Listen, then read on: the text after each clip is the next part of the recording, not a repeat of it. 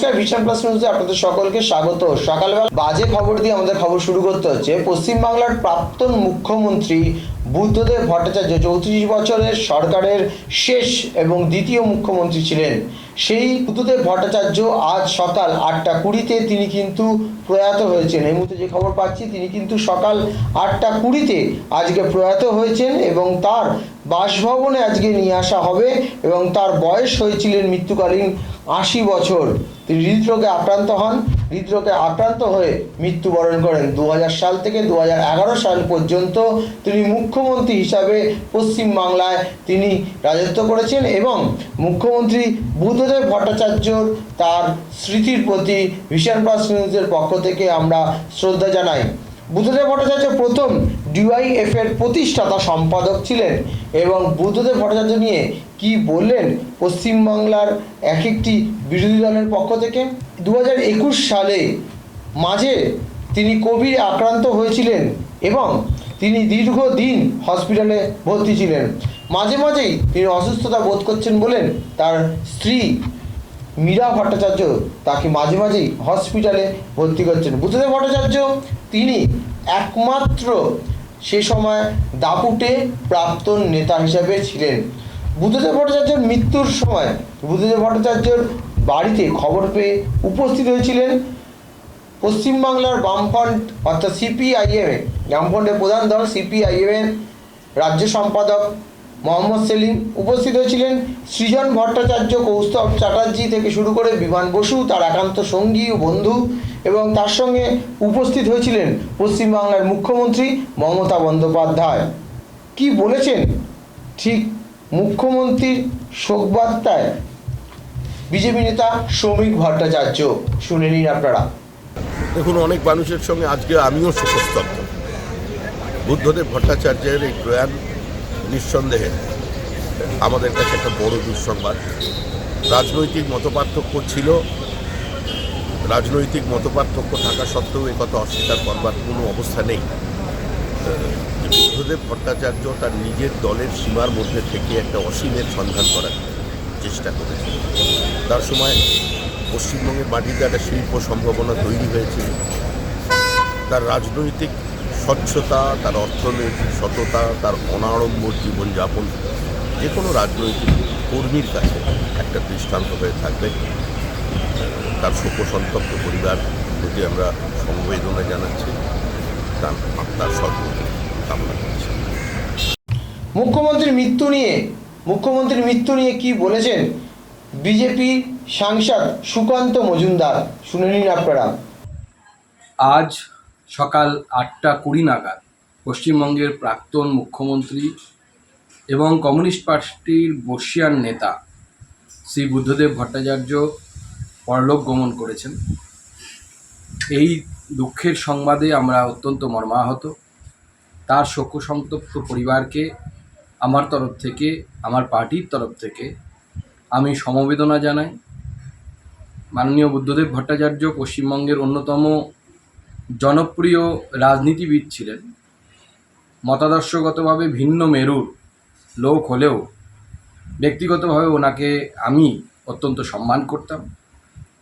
তার ঈশ্বরের কাছে প্রার্থনা করি তার আত্মার সদ্গতি হোক এবং তার পরিবারকে এই দুঃখের সময়ে, এই কষ্টের সময়ে ঈশ্বর যেন শক্তি প্রদান করে এবং পরিবারের প্রতি আমি আবার আমার সমবেদনা জানাই। মুখ্যমন্ত্রীর মৃত্যু নিয়ে কি বলেছেন তৃণমূল নেতা কুণাল ঘোষ, শুনে নিন আপনারা। বুদ্ধদেব ভট্টাচার্য প্রয়াত, সিপিএম নেতা এবং প্রাক্তন মুখ্যমন্ত্রী পশ্চিমবঙ্গের। গভীর শোক প্রকাশ করছি, প্রণাম জানাচ্ছি তাকে। তার স্মৃতি অটুট থাকবে। তার কিছু নীতি, তার কিছু পদক্ষেপকে কখনো সাংবাদিক হিসাবে, কখনো রাজনীতির মঞ্চ থেকে কড়া সমালোচনা করেছি। বুদ্ধবাবু সঠিক ভাবনা কিন্তু ভুল প্রয়োগ কৌশল, এর জন্যই ট্র্যাজিক নায়ক হিসেবে বাংলার ইতিহাসের পাতায় চিরদিন তার উল্লেখ থাকবে। পাশাপাশি বলবো, সাংবাদিক হিসেবে তার যা স্নেহ প্রশ্রয় পেয়েছি আমি কৃতজ্ঞ। যতবার চেয়েছি একান্ত সাক্ষাৎকার, এবং সেগুলি কখনো আকাশপথে প্লেনে পাশের চেয়ারে বসিয়ে, কখনো রাইটার্সে, কখনো বিদেশের মাটিতে, সিঙ্গাপুর বা ইন্দোনেশিয়ায়,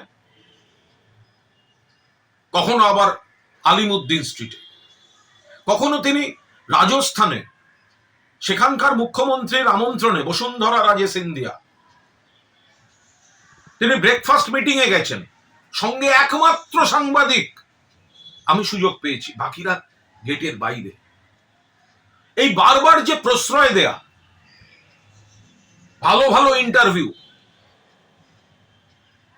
সব থেকে যেটা উল্লেখ করার মতো, বুদ্ধবাবু জানতেন আমি সিপিএম সমর্থক নই, আমি অতীতে কংগ্রেসের ছাত্র পরিষদ, ছাত্র রাজনীতি করেছি, পরবর্তীকালে আমি মমতা বন্দ্যোপাধ্যায়ের রাজনীতির অনুরাগী। ফলে সেটা জানার পরেও সাংবাদিক হিসেবে তিনি যে প্রশ্রয় আমায় দিয়েছেন, কখনো অনুরোধ করেছি, আমাদের প্রতিষ্ঠানের কর্ণধার হোটেল তাজ বেঙ্গলে একটা চিত্র প্রদর্শনী করছে, একবার যেতে হবে, যাব না, শেষ পর্যন্ত এসছেন, স্নেহ করেছেন, প্রশ্রয় দিয়েছেন। ফলে এরম একটা পরিস্থিতিতে দাঁড়িয়ে সাংবাদিক হিসেবে তার যে পৃষ্ঠপোষকতা পেয়েছি, এটা বলে শেষ করা যাবে না। অনেক অনেক অনেক ঘটনা আছে, এভাবে বলা যায় না। মনে পড়ছে যে বিরোধিতার জায়গাগুলো, সেগুলো যেমন বাস্তব, আবার তার যে স্নেহ পেয়েছি সেটাও বাস্তব। কিছুদিন আগেই মীরা ভট্টাচার্যের সঙ্গে দেখা হয়েছিল একটি অনুষ্ঠানে, বললাম বুদ্ধবাবুকে প্রণাম জানাবেন, কেমন আছেন উনি, সুস্থ হয়ে উঠুন। আমার একটা বই বেরিয়েছে, তাতে বিভিন্ন রাজনৈতিক নেতা যাদের কাছ থেকে দেখেছি তাদের নিয়ে, বুদ্ধবাবুকে নিয়ে একটি চ্যাপ্টার আছে, বইটাও পাঠিয়েছিলাম। ফলে বুদ্ধদেব ভট্টাচার্যের প্রতি প্রণাম রইল। রাজনীতি, প্রশাসক, দলের নেতা, সাফল্য, ব্যর্থতা, ভূমিকা, তার মূল্যায়ন চলতে থাকবে, তার ইতিবাচক নেতিবাচক দিক থাকবে।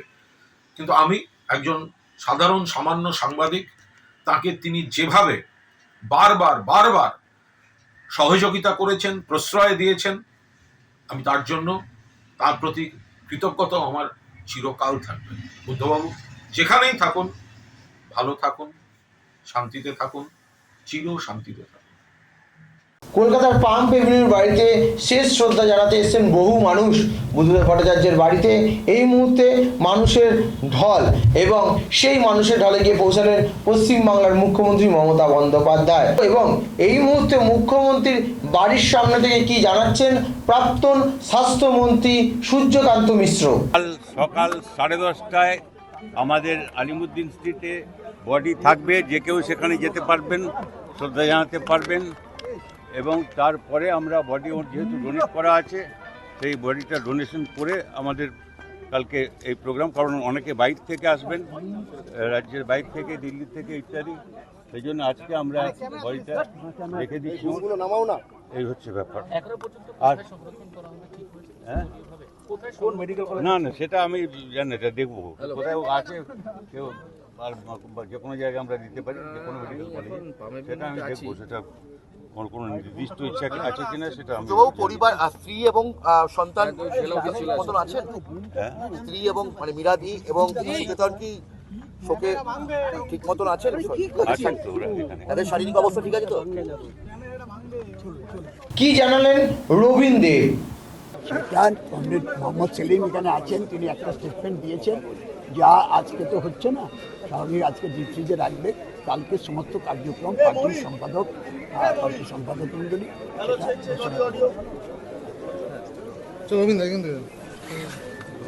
মুখ্যমন্ত্রী বাড়ির সামনে থেকে শোকাহত হয়ে কি জানালেন ছাত্রনেতা সৃজন ভট্টাচার্য। মোহাম্মদ সেলিম, অনেকে আসছে, ওনারাই যা বলার বলবে। আমরা তরুণ প্রজন্মের বামপন্থীরা, আমাদের অভিভাবক, এটা রাজ্যের অভিভাবক চলে গেছে এই শোকাবহ পরিস্থিতিতে। এখনই এর বেশি কিছু আমার বলার নেই, বাকিটা আমাদের सोच है, देश के लिए जिनकी सोच है, और जो जनता के जो मजदूर वर्ग है, मेहनत का इंसान है, उसके उत्थान के लिए सोचते हैं, इन तमाम के लिए एक बहुत सोचनाक है। हमारे पश्चिम बंगाल के भूतपूर्व मुख्यमंत्री, CPIM के भूतपूर्व पॉलिट ब्यूरो सदस्य, युवा आंदोलन के नेता की हैसियत से उभरे थे और एक सच्चे इंसान की हैसियत से, एक अच्छे एडमिनिस्ट्रेटर की हैसियत से, एक सांप्रदायिकता विरोधी सेकुलर एग्रेसिव सेकुलर इंसान की हैसियत से और लीडर की हैसियत से आज के दौर में कोई भी भ्रष्टाचार मुक्त एक ऐसे शख्सियत का निधन होना हमारे लिए बेहद अफसोसनाक है। और मैं अपने पूरे पार्टी की तरफ से, इस बंगाल की जनता की तरफ से अपने को संबद्ध करता हूँ इस शोक में। आज हमने ये फैसला लिया उनके परिवार के साथ बातचीत करके, क्योंकि वो अपना देह दान किए थे चिकित्सा विज्ञान के लिए, इसलिए हम उनका देह कल हम अलीमुद्दीन स्ट्रीट से जुलूस करके शेष यात्रा करेंगे और उनको हम अस्पताल में जो है डोनेट करेंगे जैसा उनकी इच्छा था। आज रात को उनके देह प्रिजर्व किया जाएगा, क्योंकि दिल्ली से, उत्तर बंगाल से, देश के अन्य भाग से बहुत से लोग आएंगे और आज रखेंगे हम। अभी 1 घंटा 1.5 घंटा यहाँ घर में है। उसके बाद कल पार्टी ऑफिस में हमारा अलीमुद्दीन स्ट्रीट 31 अलीमुद्दीन स्ट्रीट में सुबह 10:30 बजे से 4 बजे तक हम उसे प्रिजर्व करेंगे, रखेंगे, ताकि सर्वसाधारण के लिए जो भी आएंगे वो श्रद्धा सुमन अर्पण करेंगे। उसके बाद हम उनके देह को हॉस्पिटल में डोनेट करेंगे। मिलेगा।